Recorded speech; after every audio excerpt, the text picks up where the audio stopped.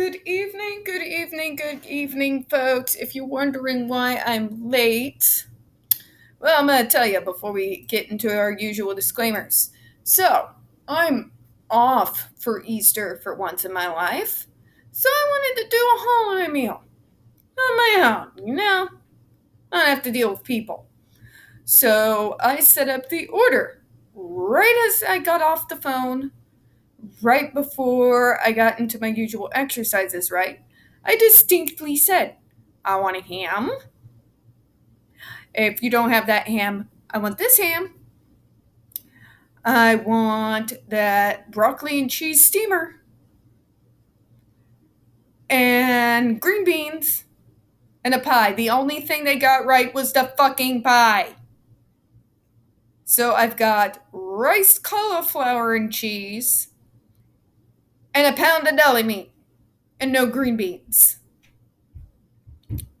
I was fucking pissed. Now, usually they get things wrong, but there's a text message explaining why.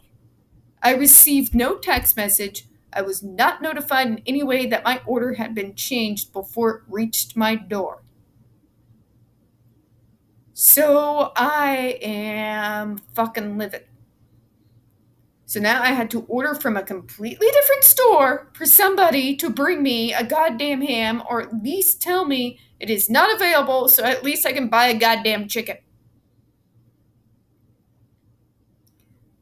I want my broccoli and cheese flowerets. I want my damn green beans.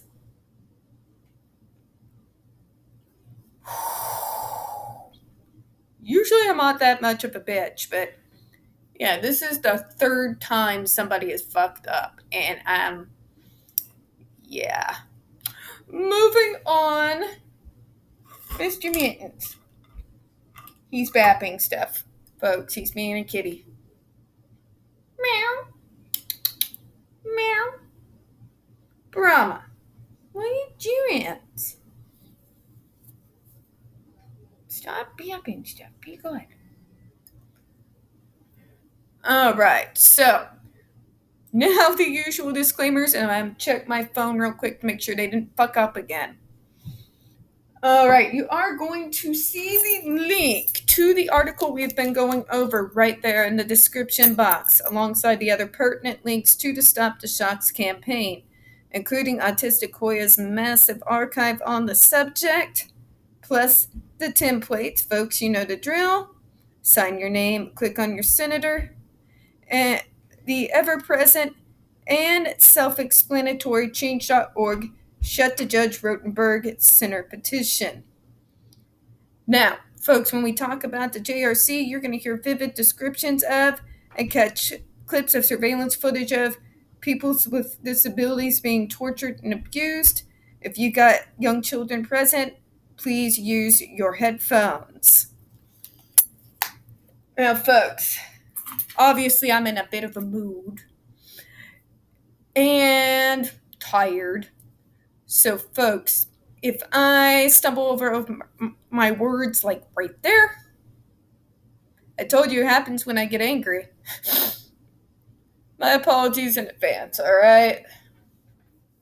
Okay, and folks, I was not mean to the guy.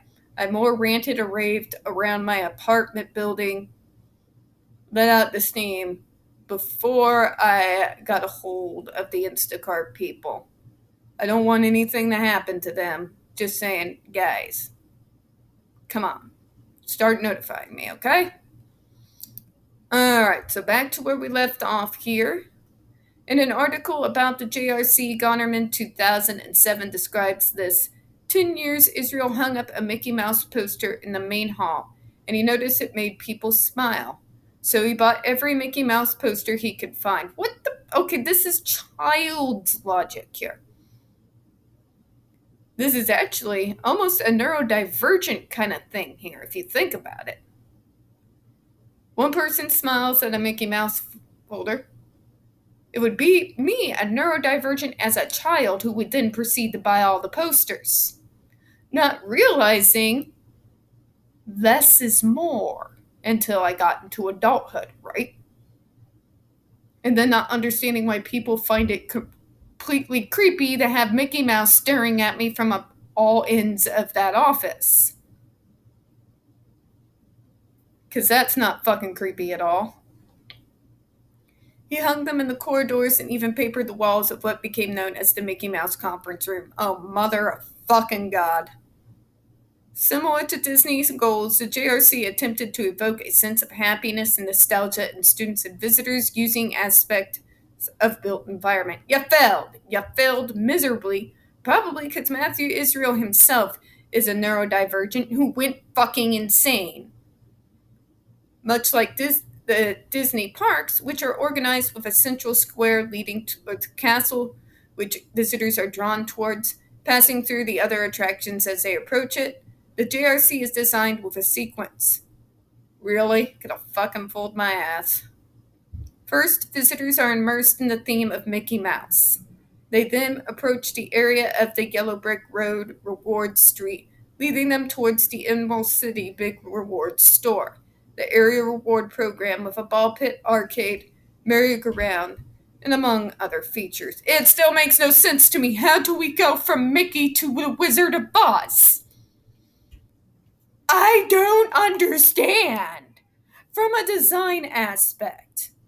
No, I'm not like deep in interior design, but I am a graphic artist. That's what my degree is in. And this has no coherency to me. It does not compute. I do not understand. It boggles my mind. How do we get from Mickey to the Wizard of Oz?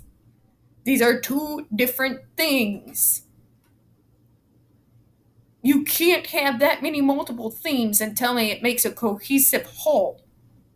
It might be cohesive, but it's some psycho freak show bad acid trip from Disney hell. God, it's just jarring to think about it.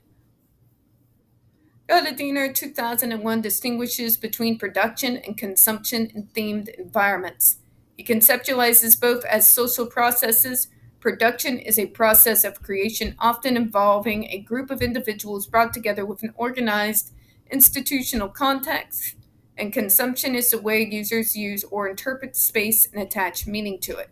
Of particular importance to Falcott's observations of the asylum environment on patient behavior and to Ahmed's discussion of orientation, Gardiner 2001 states, consumption of a themed environment refers to the experience of individuals with a themed milieu, including the assumption of a particular orientation to space based on a personal group interpretation of its symbolic content.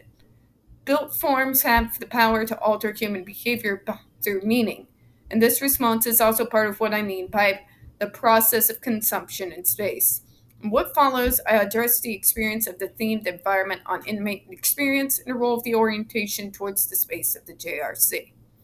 I'm going to end it here on these thoughts. Very obviously, Dr. Israel was not schooled in the concepts of interior design. What he needed was somebody with some experience, although I don't think this school should exist at all. But let's just, for the love of God, I don't know how, but let's wipe away everything out and let's just talk about this as a decorated space for a moment. What he was built is creepy. One person smiled at a Mickey Mouse picture, and all of a sudden you now have him everywhere, including wallpaper with him staring out at you from multiple surfaces. It is jarring and disorienting, not comforting. Not comforting at all. And then you jar the person even that much further because you whiplash them into a different theme for every room in every hallway. There's no flow. There's no overarching theme. That's what I want to get to. There's no overarching theme to the JRC because it puts too many different things conjumbled together. As an autistic, it is disorienting, disconcerting, and completely insane.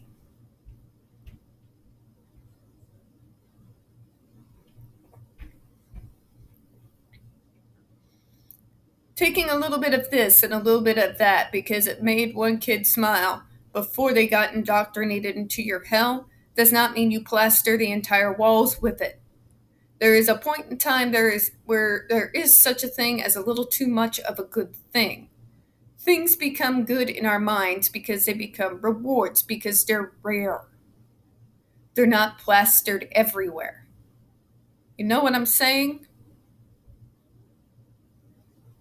Even having different pictures on the walls, perhaps of different Disney characters, would have made a lot more sense than having thousands of pictures of Mickey staring out at you.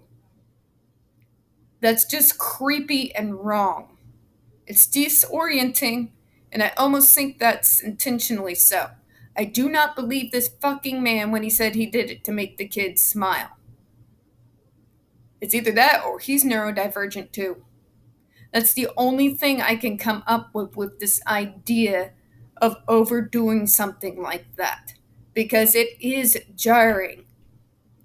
The sensory issues alone that could cause, the heightened sense of paranoia and anxiety that can cause.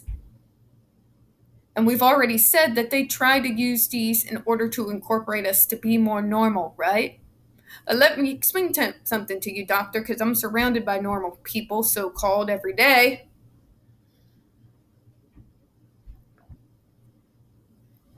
Nobody wants to be surrounded in wallpaper of Mickey Mouse, with thin framed pictures everywhere of Mickey Mouse.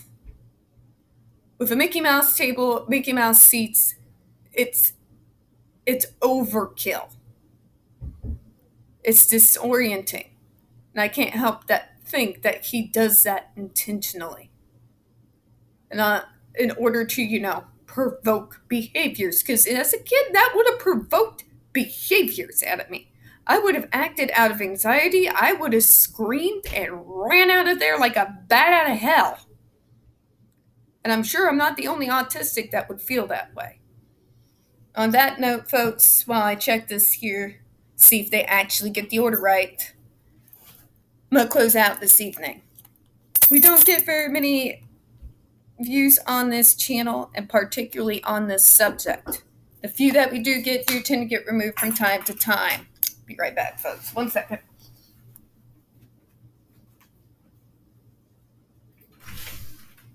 Yes. Yay, it's an actual ham. Thank you. You too.